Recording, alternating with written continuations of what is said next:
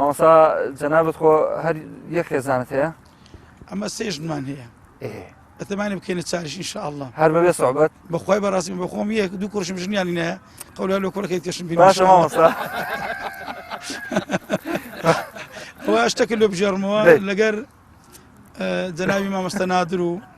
مامۆستا ئیسماعیلی سوسەی خوا فەرەجی لێ بنێری و ئامین ئینشاءالله مامۆستا نیظامەدینیش بوو مامۆستا سەلمانیشمان لەگە بوو سەلمانی کوردی ئێلماری لە هەولێرەیە تعرفمان لەگە برادرش کرد خەلکی نێجیریا بوو نێجیریا تەمان نێجیریەکان و باریک و درێژن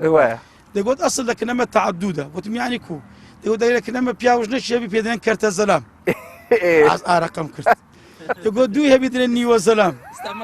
دیسان وەڵا گوتی ئەوی سێ هەبی سێ چارێک دەگوت چاری هەبی زەلامی تەواوە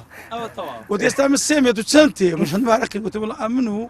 مامۆستا ئیسماعیل و مامۆستا نەرمەلا نیزامەدین چارمانێ تەورەکەی ئیمام شافعی بەکەری وتی باشە ماشاءالله ئەوە حیلە شەرعیە شتێکی باشە ئەمە الحەمدولillah خێزانێکمانێ بەڵام بە چارانە الحەمدولillah